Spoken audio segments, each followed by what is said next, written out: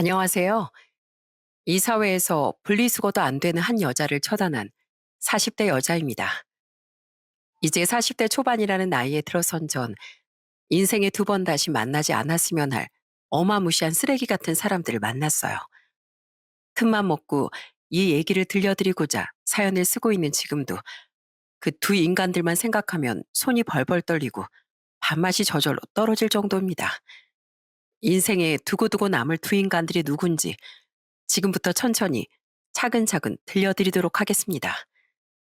누구에게나 철모를 시절 가슴 뛰는 첫사랑의 추억들이 있을 겁니다. 제게도 그런 순수했던 시절이 있었죠. 남녀공학 학교를 나오신 분들이라면 아실 거예요. 문 여학생들의 마음을 흔들어 놓은 멋진 남학생들이 있었다는 것을요. 저에겐 남편이 그런 사람이었습니다. 처음 남편을 마주한 건 17살의 봄이었어요. 같은 중학교에서 올라온 친구들이 대부분이었기에 빠르게 학교 생활에 적응할 수 있었고, 또 남녀 공학이었기에 남자아이 여자아이 할 것 없이 두루두루 잘 지내던 전 그날도 복도에서 체육복을 입고 뛰어다니며 친구들과 장난을 치고 있었어요. 근데 그날따라 바닥이 정말 미끄럽더라고요. 달릴 때도 몇 번씩 발을 삐끗거리긴 했지만 설마 넘어지겠어? 했는데 몸을 돌리는 그 순간 미끄러져 뒤로 넘어지고 말았습니다. 그런데 넘어졌는데도 아프다는 느낌이 없었고 뒤에 누군가를 깔고 있다는 느낌이 들어 황급히 뒤를 돌아보니 제 밑에 어떤 남학생이 같이 넘어져 있는 겁니다. 무려 저와 2학년이나 차이가 나는 선배를 깔고 앉아 있었던 거죠. 선배님, 괜찮으세요? 죄송합니다. 제가 막 뛰어다니는 바람에 오늘따라 바닥이 많이 반질거리네. 누가 바닥 청소를 엄청 열심히 했나 봐. 이 정도면 개미도 걸어가다가 미끄러지겠다. 얼른 들어가. 종 쳤어. 다음부턴 천천히 걸어 다녀. 죄송합니다. 그 선배가 바로 남편이었습니다. 그날 이후부터 전 남편의 얼굴이 잊혀지지 않았어요. 작은 얼굴에 큰 키, 넓은 어깨에 흰 피부.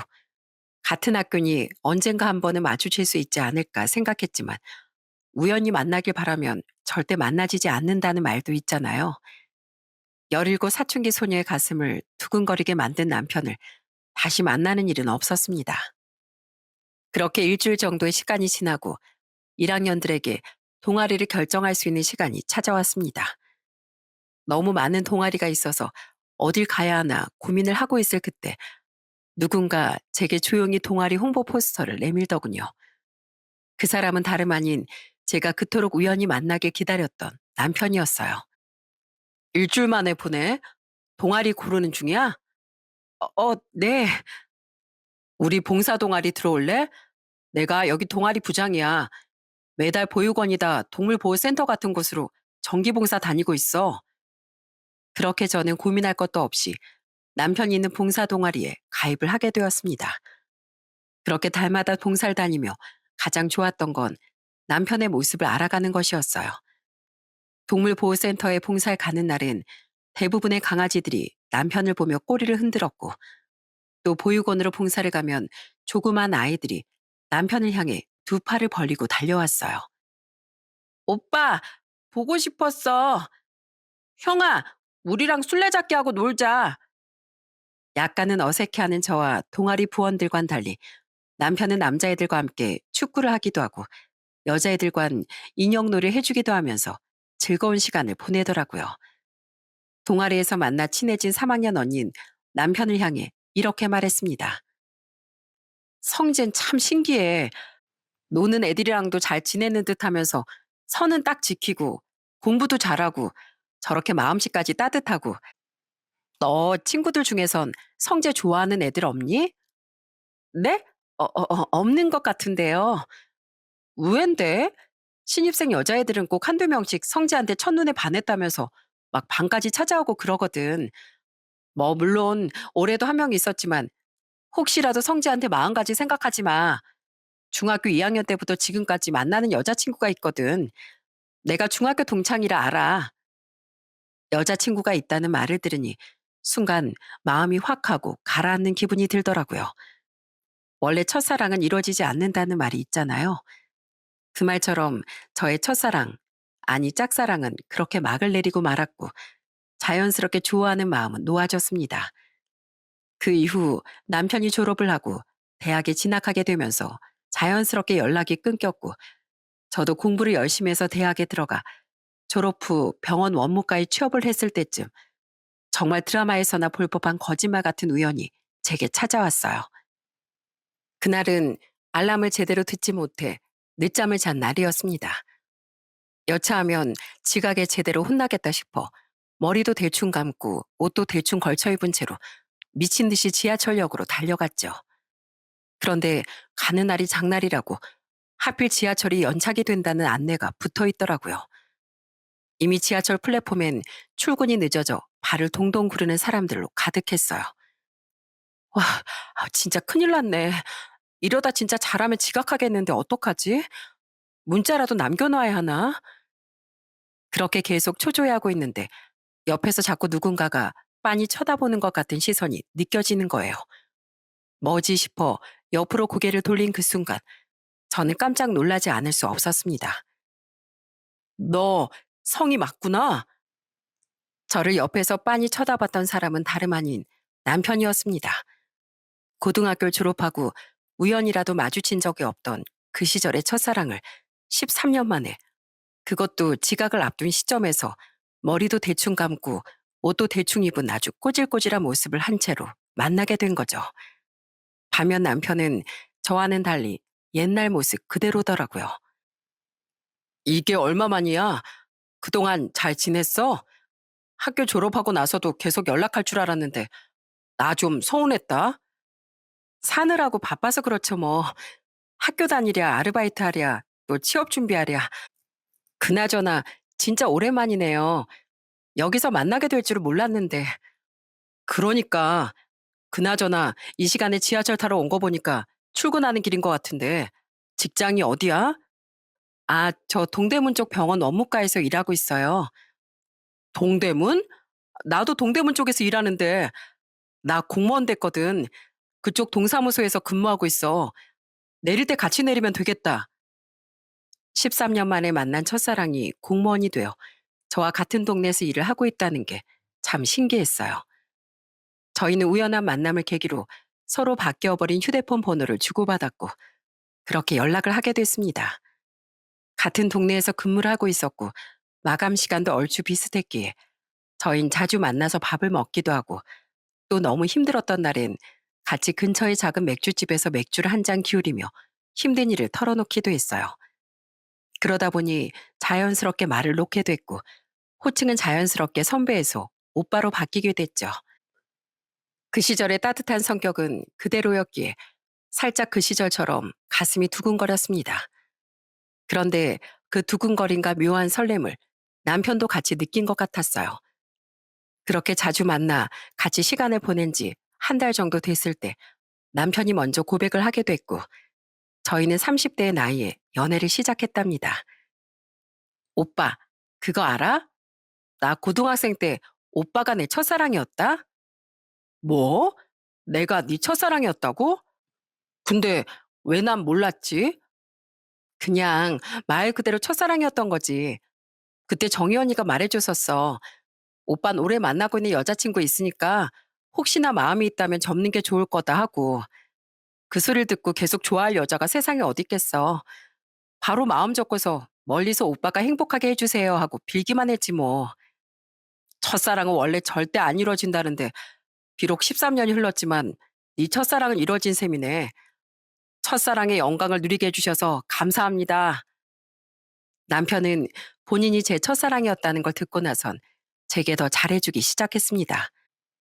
물질적으로 잘해주는 것이 아니라 항상 병원에 일이 생겨 늦게 퇴근을 할 때마다 병원 앞으로 데리러 와 저를 집 앞까지 데려다 주기도 하고 어느 날은 예고도 없이 제가 가장 좋아하는 꽃다발을 품에 안겨주기도 하고 제게 한없이 다정하고 따뜻하기만 했던 남편과는 1년 반 정도 연애를 하고 결혼을 약속하게 됐어요.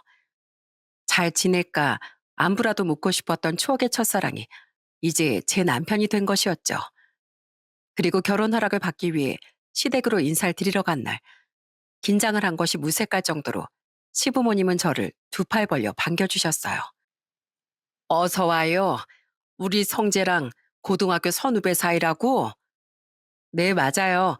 같은 동아리 하면서 친해지게 됐어요. 둘이 만나서 이렇게 결혼을 할 거라곤 생각도 못 했을 텐데 학교 졸업하고도 꾸준히 연락했던 거예요? 아니요. 오빠가 졸업하자마자 바로 연락 끊겼어요. 오빠도 대학 다니느라 바빴을 거고 저도 공부하느라 엄청 바빴거든요. 그러다가 이제 지하철역에서 우연히 만나게 됐어요. 그런데 마침 직장도 같은 동네더라고요. 그렇게 번호 교환하고 자주 만나서 밥도 먹고 속상하면 술도 한잔하고 그러다가 자연스럽게 만나게 됐어요. 아이고, 너무 풋풋하고 예뻐서 내가 절로 웃음이 다 나네. 아가씨, 우리 집 며느리로 들어와줘서 정말 고마워요. 우리 성재 내 아들이지만 아직도 보면 아이 같고 부족한 부분이 많은데 그런 부분들은 서로 잘 감싸주고 타이르기도 하면서 살고 혹시라도 속 썩이는 일 있으면 언제든지 말해요. 여잔 여자 마음을 제일 잘 안다고 며느리 편에 서서 아주 따끔하게 혼내줄 테니까. 시댁 식구들과의 첫 만남은 분위기가 정말 좋았습니다. 그냥 두말할 것도 없이 최고였어요. 그렇게 시댁에 먼저 들르고 난 뒤 저희 친정 식구들에게도 남편을 소개시켜주는 날이 왔습니다. 저희 집은 족발집을 운영하고 있었기에 문을 닫는 시간에 맞춰 부모님께서 운영하시는 족발집으로 남편을 데리고 갔어요. 아버진 남편을 딱 보자마자 아주 호탕하게 웃으시며 이렇게 말씀하셨습니다. 아주 인물이 훤칠하다길래 이 대한민국 땅덩어리에 나보다 더 잘생긴 남자가 있단 말이야. 어디 얼마나 잘났나 얼굴이나 한번 보자 싶었는데 인상도 좋고 남자치곤 키도 크고 얼굴도 잘생긴 것이 멀리서 보면 모델인 줄 알겠어. 우리 집 예비 사위 인물 하나는 아주 기가 막히는구만. 에이, 장인어른, 장인어른이 저보다 100배, 아니 1000만 배는 더 멋있으신데요. 왕년에 영화배우 장국영 닮았다는 얘기 많이 안 들어보셨어요? 전 딱 보자마자 그 생각부터 먼저 들던데요. 맞아. 내가 왕년에 장국영 닮았다는 소리를 아주 지겹게 듣고 살았지. 캬, 아주 보는 눈이 탁월해. 응? 그나저나 직업이 공무원이라고 들었는데 직업 중에선 공무원이 최고지. 자네 모쪼록 우리 딸이랑 행복하게만 살아. 우린 돈이고 효도고 간에 아무것도 바라는 거 없어. 너희만 건강하게 잘 살면 돼. 그 이후 상견례까지 무사히 마친 저흰 많은 사람들의 축복 속에 결혼식을 올리게 됐습니다. 이제는 서로 각자의 집에 돌아갈 때 아쉬움을 느끼지 않아도 되는 삶. 저녁엔 하루의 회포를 풀며 맛있는 음식을 시켜 먹으며 집에서 술 한 잔을 하는 삶. 그야말로 저희의 결혼 생활은 행복 그 자체였습니다. 그리고 아이 계획을 세우는 것도 저희의 소소한 행복이라고 할 수 있었어요. 여보, 요즘은 100세 시대라고 하잖아. 근데 또 애는 많이 안 낳는 추세라고도 하고. 그러니까 우린 아들이고 딸이고 많이 낳아서 행복하고 넉넉하게 살자. 우리 집도 딱 3남매잖아. 셋 이상 나오면 어떨까 생각하다가 괜히 당신은 축나면 어떡하지 싶어서 말도 못 꺼내고 있었는데 또 요즘은 애기 많이 나오면 나라에서 지원해 주는 것도 많다고 하니까 살면서 천천히 당신 힘들지 않을 정도로만 우리 낳고 예쁘게 살자. 사랑하는 사람과 많은 아이들을 낳고 100살까지 병 없이 무탈하게 오순도순 단란한 가정을 꾸리는 거. 그게 제 꿈이었어요. 비록 양가 집안이 그렇게 돈이 넉넉하게 많은 것도 아니었고 저희가 돈을 달에 몇백만 원씩 버는 직장에 다니는 것도 아니었지만 그래도 쓸 거 쓰고 아낄 거 아껴가면서 저축을 하다 보면 언젠간 저희의 꿈을 이룰 수 있을 거라고 생각했습니다. 남편과 함께 살면서 저는 새로운 취미가 생기게 됐어요. 바로 야구를 보러 가는 것이었는데요. 사실 전 스포츠 자체에 관심이 없었던 반면 남편은 뼛속까지 깊은 두산 베어스의 팬이었습니다. 유니폼을 사입을 정도로 좋아했죠. 남편이 원체 야구 보는 걸 좋아했기에 저도 몇 번 따라가 그곳에서 치킨도 먹고 야구도 응원하면서 스트레스를 푼 적이 많았습니다.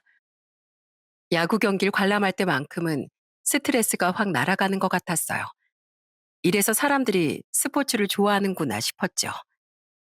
여보, 이거 응원가인데 따라해봐. 최강두산 승리하라. 자, 이렇게 시작하는 거야. 자, 빨리 해봐. 빨리. 같이 응원가를 부르며 응원을 하니 그제서야 저도 야구에 대해 흥미를 가지게 되더군요. 남편을 따라 유니폼과 머리띠를 사고 갈 때마다 승리를 기원하게 되고 이 맛에 야구를 보러 다니는구나 싶었습니다. 이렇게 남편이 스트레스를 푸는 모습을 보는 것만으로도 조금은 편안해지는 기분이 들었어요. 제게도 이렇게 잘하고 재미있는 사람이었지만 남편은 저희 부모님까지도 잘 챙겼습니다. 엄마가 남편을 향해 복덩이라는 말을 하실 정도였죠. 이서방 같은 복덩어리가 없어.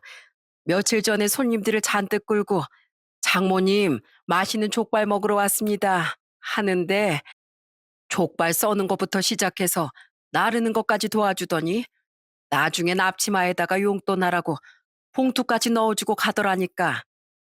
이서방이 그랬어? 그래. 어쩜 그렇게 예쁜지만 골라 아는지 원. 요즘 아주 이서방 덕분에 가게 손님이 마를 날이 없다. 아유, 얘, 또 손님들 몰려온다. 이만 끊자. 남편이 잘하는 만큼 저도 시댁에 딸 같은 편한 며느리가 되고자 정말 최선을 다했습니다. 명절에 가면 어머님이 말리셔도 귀엽고 팔을 걷어붙이며 스스로 나서서 전을 굽고 튀김을 튀기기도 했고 시댁 식구들과 늦은 저녁 차례를 지내고 남은 수육과 전, 튀김에다 막걸리 한 잔씩을 간단하게 걸치기도 했어요. 그날 시누이는 제게 이렇게 말하더군요. 세상 천지에 시댁에 붙어 있고 싶어 하고 이렇게 먼저 나서서 가족들하고 같이 술 마시자고 해주는 며느리가 어딨어. 오빠, 언니한테 진짜 잘해야 돼. 먹고 살아야 된다고. 아주 그냥 중저마마 모시듯이 손에 물 한 방울도 묻히면 안 돼. 막내 말이 맞아. 내 친구들 보니까 매일같이 며느리랑 전화로 싸우고 그러던데 우리 집 며느린 순둥이라 그럴 일 없다고 하니까 다들 부러워하더라. 성의 같은 애 없으니까 아주 신주 딴지 모시듯 하고 살아. 아이고, 알았어요. 우리 집 여자들 무서워서라도 내가 절대 함부로 못하지. 시댁과의 관계도 좋고, 친정 부모님과의 관계도 좋고, 부부 사이도 좋고, 무엇 하나 빠질 것이 없었지만, 딱 하나 부족한 것이 있다면, 결혼한 지 3년이 지났음에도 불구하고, 아이가 찾아와 주지 않는 것이었죠. 몇 번을 시도해도 찾아와 주지 않는 아이에 시무룩해 하던 절, 남편은 잘 다독여줬습니다. 여보, 친구들한테 들어보니까 아이는 그렇게 마음처럼 쉽게 찾아와 주는 존재가 아니래. 그러니까 너무 조급해하지 말자. 어? 이렇게 간절히 기다리면 언젠가 아이가 찾아와 주겠지 싶은 마음으로 지내던 어느 날 남편의 직장 동료들이 집들이 명목으로 찾아온다는 소식을 듣게 됐습니다. 당연히 남편은 전날 제게 이런 사실을 말해줬기에 미리 시장에서 장을 보고 다른 때보다 일찍 퇴근해 제 나름의 정성이 담긴 음식들을 준비했죠. 그리고 저녁이 다가왔고 남편과 남편의 동료 3명이 집으로 들어왔습니다. 여보, 여긴 우리 계장님, 그리고 여긴 나랑 같이 일하고 있는 손인경 씨랑 최인혁 씨. 안녕하세요, 형수님. 저희가 괜히 민폐 끼치는 건 아닌가 모르겠습니다. 아유, 별 말씀을요. 어서 들어오세요. 그중 유일한 여자였던 인경 씨는 음식을 준비하는 제 옆으로 다가와 스스럼 없이 말을 걸었습니다. 혼자 나르기 힘드실 텐데 제가 좀 도와드릴게요. 어머, 아니에요. 손님이시잖아요. 저기 앉아 계세요. 아니에요. 저 이런 거 잘해요. 근데 제가 호칭을 뭐라고 불러야 할까요? 사모님이라고 부르는 건 좀 아닌 것 같고. 에이, 그냥 그럼 편하게 언니라고 불러요. 그럼 언니라고 부를게요. 언니, 수저랑 젓가락 좀 주세요. 이것부터 제가 세팅해 놓을게요. 그렇게 제가 만든 닭볶음탕, 새우구이와 월남쌈 등 정성을 담아 만든 집들이 음식으로 식사를 시작했습니다. 모두들 제가 만든 음식들을 한 입씩 먹어보더니 감탄을 금치 못하더라고요. 그중에서도 인경 씨는 닭볶음탕을 한 입 먹어보더니 오묘한 표정을 지으며 제게 이렇게 말했어요. 언니, 솔직히 이건 언니가 만드신 거 아니죠? 밖에서 사오신 거죠? 그죠? 네? 아니에요. 이것도 집에서 제가 다 직접 만든 거예요. 친정엄마가 알려주신 레시피 따라 만들었는데 왜 그래요?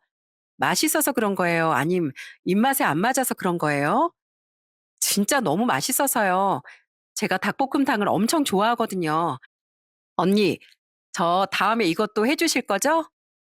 순간 다음이라는 말이 귀에 걸리기 시작했습니다. 다음에도 또 해달라는 건 우리 집에 또 오겠다는 건가?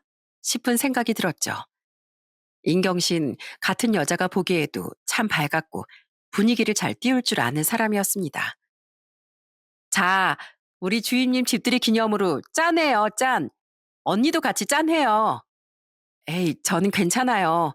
같은 직장 사람도 아닌데 제가 끼면 되나요? 언니, 이러시면 저 섭섭해요. 얼른 오세요. 그래, 여보, 얼른 와. 같이 짠하자. 인경신 참 밝은 사람이구나 생각하고서 3달 남짓한 시간이 흐른 어느 날, 제게 정말 생각지도 못한 불행이 찾아오고 말았습니다. 어느 날 저녁, 대학교 동창인 친구에게서 전화가 걸려왔습니다. 결혼식도 와줬고 연락도 하는 사이였지만 전화를 한 적은 없었기에 무슨 일이 있나 싶은 생각에 곧바로 전화를 받았죠. 소영아, 웬일이야? 네가 나한테 전화를 다 하고. 성희야, 나 오늘 경기 있는 날이라서 야구장에 왔거든? 근데 내가 모르는 게 있나 싶어가지고 전화했어. 뭐길래 그래? 너 혹시 이혼했니? 야, 결혼한 지 3년밖에 안 됐는데 뭔 이혼? 나 여기서 네 남편 봤어. 내 남편을 야구장에서 봤다고? 오늘 회식 있다고 하던데? 지금 문자로 사진 한 장 보냈으니까 봐봐. 이거 네 남편 맞지? 친구가 보내준 사진을 본 순간 저는 정말 큰 충격을 받고 말았습니다. 그 사진 속엔 저와 함께 야구장에 갈 때마다 입었던 유니폼을 입고 어떤 여자와 마치 부부처럼 어깨동무를 하면서 아주 신이 난 채 달리 브루스를 떨고 있는 남편이 있었어요. 성희야, 내가 친구로서 진지하게 말하는데 저거 누가 봐도 애인이야. 눈 뜨고 코 베이지 말고 제대로 알아봐. 알겠지? 고마워, 소영아. 그렇게 떨리는 손으로 전화를 끊고 저는 그 사진을 다시 확인했습니다. 어떻게 믿었던 남편이 이렇게 제 뒤통수를 칠 수 있는지 제 스스로가 너무 바보같이 느껴졌어요. 어떻게 보면 이런 것도 알아채지 못할 정도로 남편이 치밀하게 절 속였다는 거겠죠. 그리고 저는 남편의 옆에 있는 여자를 보고서 한 번 더 깜짝 놀라고 말았습니다. 그 여잔 저희 집에서 저더러 언니라고 부르며 밝게 대했던 인경 씨였기 때문이었죠. 세상에, 저희 집에서 아무렇지 않게 밥을 먹고 하하호호 웃었던 그 여자가 남편과 놀아나는 상간녀였을 줄 누가 알았겠어요?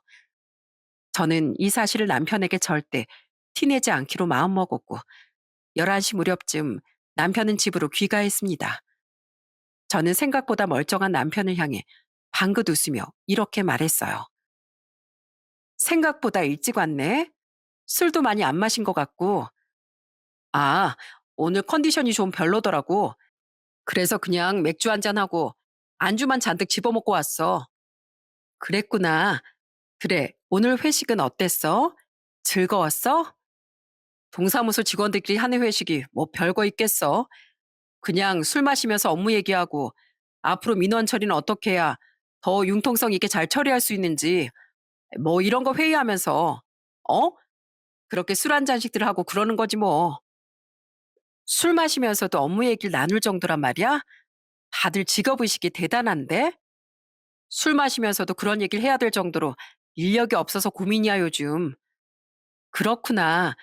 근데 여보, 그 전에 왜 우리 집에 왔던 인경신 잘 있어? 어? 인경씨? 인경씨 잘 다니고 있지. 근데 갑자기 왜? 갑자기 생각이 나더라고. 그때 나한테 되게 싹싹하고 당신이랑도 친해 보여서 잘 지내나 싶었지. 뭐 인경 씨가 성격이 좀 좋긴 하지. 근데 아무리 봐도 내 스타일은 아니야. 어?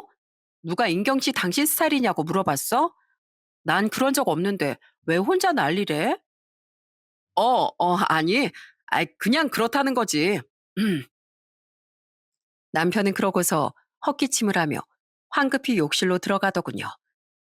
그 모습을 보고서 너무 역겨워 토가 나올 지경이었지만 그 사진 한 장만으로 바람을 피웠다는 증거가 될 수 없을 것 같아 저는 좀 더 확실한 증거를 찾기 위해 남편에게 티를 내지 않고서 조용히 넘어갔습니다.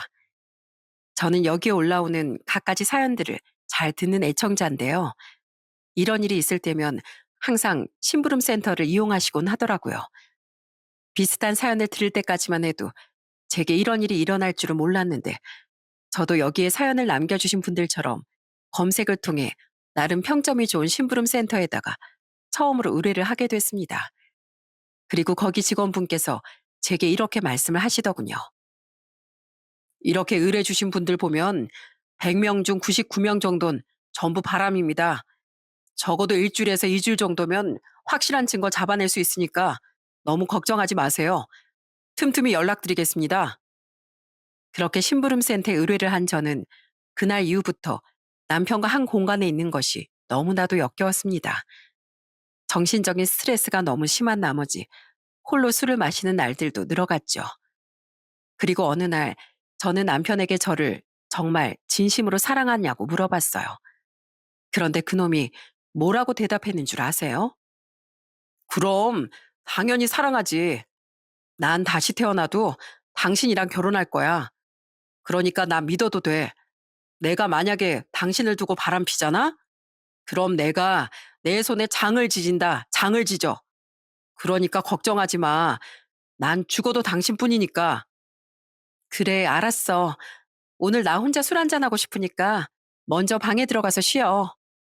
왜 혼자 마셔, 적적하게. 같이 마셔줄까? 아니, 나 혼자 있고 싶어. 그렇게 저는 주방 불만 하나 켜놓은 채 안주도 없이 홀로 깡소주를 들이켰습니다. 이미 바람을 피고 있으면서 저렇게 뻔뻔하게 손에 장을 지지겠다는 말을 하다니 아주 치가 떨리고 이가 갈릴 정도였어요. 그렇게 심부름센터에 부탁을 한 지 정확히 11일이 되던 날 직원에게서 잠시 만나자는 전화가 걸려왔습니다. 그리고 조용한 카페에서 만나 모든 증거들이 찍혀있는 사진들과 영상을 전달받을 수 있었어요. 혹시나 했는데 역시나 바람을 피고 있는 것이 맞았더군요. 제가 의뢰를 하고 기다리는 11일 동안 남편은 갑자기 어머니께서 편찮으신 것 같으니 집에 좀 다녀오겠다는 말을 했습니다. 그 말을 들은 전 짐을 챙기는 척하며 당연히 나도 같이 가겠다고 얘기했죠. 그런데 그 모습을 본 남편이 당황하며 제게 이렇게 말하더라고요. 어머니께 내가 따로 드릴 말씀도 있고 가족 다 같이 모여서 회의도 할 수 있고 하니까 그냥 나 혼자 후딱 다녀올게. 어머니가 서운해하시면 내가 잘 말씀드리면 되지. 나도 당신이랑 결혼한 가족 아니야? 지금 며느리라고 선 긋는 건가? 미안해 여보. 진짜 가족끼리 나눠야 할 얘기들이 있어서 그래. 혹시 늦을 수도 있으니까 저녁은 알아서 챙겨 먹고. 알겠지? 이렇게 말 같지도 않은 핑계를 대고 나간 날, 이날 남편은 그 여자와 함께 숙박업소에 있다가 온 것이었습니다. 다른 사람도 아닌 어머님이 편찮으시다는 거짓말까지 치고서 말이죠. 그리고 이어지는 무수한 사진들 속에서 해가 환히 떠 있는 대낮에도 둘이서 점심을 먹고 다니고 직원들 몰래 손을 잡고 다니는 등 온갖 역겨운 애정 행각을 벌이는 증거들이 적나라하게 찍혀 있더라고요. 저희가 살펴본 결과 바람이 맞습니다. 같은 동사무소에서 근무하는 직원으로 확인됐고요. 그런데 사모님, 조금 이상하다 싶은 게 있었어요. 이 두 사람 계속 산부인과에 들락날락거리더라고요. 아무래도 아이를 가진 게 아닌가 싶은데 저희가 그것까진 확인을 못 해봐서 우선 이것부터 좀 확인해 보셔야 할 것 같습니다. 산부인과를 들락거린다는 소식에 심장이 멈추는 듯한 느낌이 들었습니다. 둘이 숙박업소에 들락거리는 사진이 찍힌 걸로도 모자라 산부인과라니. 저는 점심시간에 잠깐 나온 것이었는데 그 길로 반차를 쓰고 두 인간들을 아주 제대로 망신주기 위해 동사무소로 찾아갔습니다. 당당하게 뚜벅뚜벅 걸어가 동사무소 문을 확 열어제끼니 상간녀는 제게 반갑게 말을 걸더군요. 근데 세상에 여기서 그 여자가 제게 뭐라고 했는지 아시나요? 언니, 이 시간에 여긴 웬일이세요? 오빠 보러 오셨어요? 오빠라는 호칭을 듣고 헛웃음조차 안 나오더군요. 원래 상간녀는 저희 남편에게 주임님이라고 불렀는데 본인들끼리 부르는 호칭을 착각해서 내뱉은 것 같았죠. 본인도 깜짝 놀라 표정이 굳어버린 것이 참 웃겼습니다. 인경 씨, 오랜만이네? 그런데 언제부터 내 남편이 인경 씨 오빠가 됐어? 여긴 위계질서 같은 건 아주 밥 말아먹었나 보지? 이러다 계장님한테까지 오빠라고 부르겠어. 아, 아니에요. 같이 근무하면서 친하다 보니까 그렇게 부른 건데 제가 실수했어요. 죄송해요. 실수? 그럼 이것도 어디 실수라고 말해보시지. 너무 화가 난 저는 가져온 사진들을 던지듯이 흩뿌려 버렸습니다. 사진은 멀리까지 날아갔고 거기에 있는 모든 직원들뿐 아니라 동사무소의 개인적인 일을 보러 오는 시민들까지 모두 그 사진을 보게 됐어요. 그리고 멍하니 절 보고 있는 여자를 향해 이렇게 소리 질렀습니다. 친한 오빠 동생? 야, 너는 친한 오빠 동생이랑 새벽같이 숙박업소를 들락거리냐? 친한 오빠랑 뽀뽀도 안 하보지? 넌 뭐 외국에서 살다 왔니? 그래서 마누라 있는 남자랑 스스럼 없이 애정행각 버리고 다니고 뭐 그런 거야? 아니면 가정 있는 남자를 꼬시라고 누가 가르쳐 주디? 여기서 이러시면 안 돼요. 개인적인 문제 나가서 동사무소는 민원 처리해 주는 곳 아닌가요? 저도 여기 있는 손인경 직원이랑 제 남편 이성재 주임이랑 바람이 나서 숙박업소 제 집 드나들듯이 들락날락거리고 애정행각을 버리고 다니는 거 내가 온 세상 사람들 다 알 수 있게 고발하러 왔어요. 여러분, 나라에 녹을 먹고 사는 사람들이 이렇게 바람을 피우면 되겠어요? 안 되겠어요? 이게 맞는 거냐고.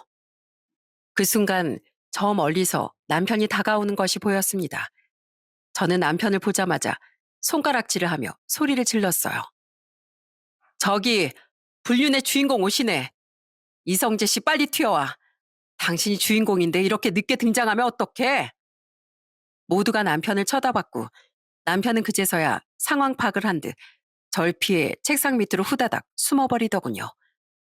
그 모습이 꼭 도망가는 쥐 같아 저는 깔깔 웃으며 이렇게 말했습니다. 아이고, 완전 쥐가 따로 없네. 남자가 찌질하게 도망이나 치고. 여보, 제발 여기서 이러지 말자 우리. 경찰에 신고하고 싶으면 해. 여차하면 벌금 좀 물어버리지 뭐. 억울해서 나 혼자 화병 나 죽는 것보단 벌금 몇백 내는 게 낫잖아? 안 그래? 웅성웅성 몰려들던 사람들은 저마다 휴대폰 카메라를 들고 이 상황을 찍고 있는 것 같았습니다. 모두가 충격을 먹은 듯 보였죠. 그때 손인경 그 여자가 달려와 제게 이렇게 소리쳤어요. 언니, 여긴 직장이잖아요. 제발 그만하세요. 그래, 니네 직장이지? 그러니까 내 눈 피해서 너네들끼리 음침하게 히덕거리면서 둘이 같이 점심도 먹고 손깍지도 끼고 걷고 커피도 마시고 뒤에서 애정행각이란 애정행각은 다 한 거 아니야. 난 진짜 여기가 니네 직장이 아니라 니네들 안방인 줄 알았다.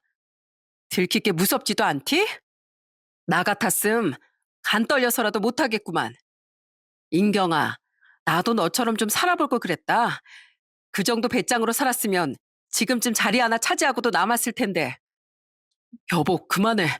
나 죽는 걸 보고 싶어서 이래? 내가 그만하길 바라면 일단 둘 다 내 앞에 무릎 꿇어. 그런데 두 인간들은 자존심이 허락하지 않는지 꼿꼿하게 허리를 펴고 버티고 있더군요. 그 모습이 너무 우스꽝스러워 두 인간들을 향해 이렇게 말했습니다. 지금 무릎 안 꿇잖아? 난 내일 동사무소 문 여는 시간부터 시작해서 마감 시간까지 여기 와서 죽치고 있을 거고 그 다음 날도 매일같이 여기 눈도장 찍을 거야. 대표 진상 민원인으로 블랙리스트 올리던지 말던지 그건 알아서들 하시고 자 어떡할래? 꿇을래? 아님 매일매일 내가 찾아올까? 남편은 그제서야 제 앞에 무릎을 꿇었습니다. 남편이 무릎을 꿇자 손인경도 제 앞에 와서 무릎을 꿇으며 파리가 손을 비비는 것 마냥 싹싹 빌더군요. 여보, 내가 이렇게 빌게. 제발 그만해. 어? 당신이 멈춰만 주면 나 바로 깔끔하게 헤어지고 다 정리할게. 언니, 진짜 죄송해요. 제가 오빠한테서 떨어질게요. 아니, 그냥 제가 회사를 간둘게요. 야, 너 저 인간에 임신했잖아. 언제까지 속이려고 했니? 아니다. 당신이 말해봐. 당신 얘 임신시켜 놓고 배 좀 부르면 나랑 성격 차이가 나니 안 나니 하면서 이혼하려고 한 거지? 솔직히 말해. 임신했어, 안 했어? 제가 이 말을 꺼내는 순간 두 사람은 고개를 푹 숙였습니다. 그 모습에 다른 직원들도 이 상황을 지켜보다 정말 깜짝 놀란 표정을 지으며 입을 틀어막았어요. 그리고 전 더 이상 두 인간들을 보고만 있기 힘들어 이 상황을 지켜본 모든 분들과 직원분들에게 이렇게 말을 꺼냈습니다. 이렇게 소란을 피워서 죄송합니다. 남편이 직장 동료와 이렇게 대놓고 바람을 피고 애까지 만들었을 줄 꿈에도 몰랐습니다. 눈앞에 뵈는 게 없어서 잠깐 시끄럽게 좀 굴었습니다. 죄송합니다. 체감상 1시간은 있었던 것 같은데 실제로 흐른 시간은 10분이더라고요. 그래도 그 더러운 인간들의 추악함을 밝히기엔 아주 충분했습니다. 저도 그 인간이 바람 폈다는 사실을 인정한 것들을 모두 녹음해 증거를 남겨뒀고 말이죠. 그리고 나중에서 알게 된 건 상간녀가 임신 2개월, 초기의 산모였다는 사실이었어요. 여러분, 요즘 인터넷이 얼마나 무서운지 잘 알고 계시죠? 사람이 죄를 짓곤 절대 살 수 없는 세상이 되어버리는 바람에 그 두 인간들이 어떤 행동을 했는지 사진으로 영상으로 글로 널리 널리 퍼지게 되어 영향력이 엄청난 맘카페 커뮤니티까지 일파만파로 퍼지게 됐어요.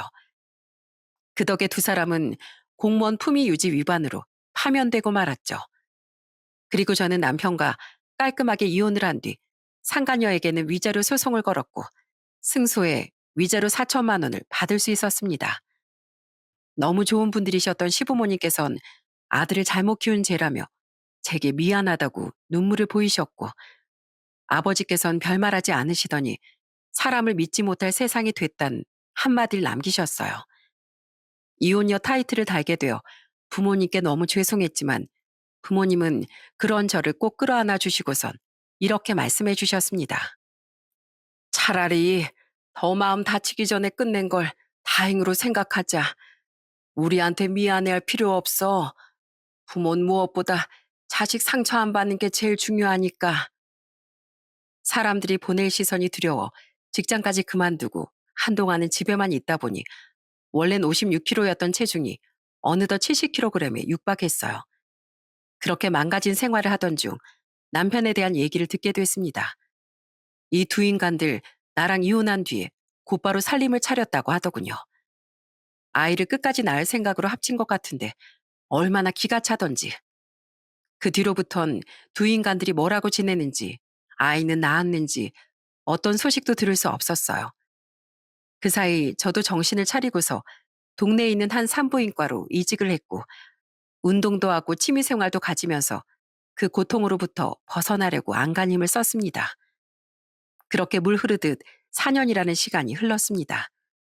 저는 전보다 많이 나아지고 건강해졌지만 그래도 찾아오는 사모님들을 보면 아직까지도 부러운 마음이 먼저 앞서는 건 어쩔 수가 없더라고요. 그렇게 평범한 일상을 살던 6월의 어느 여름날이었습니다.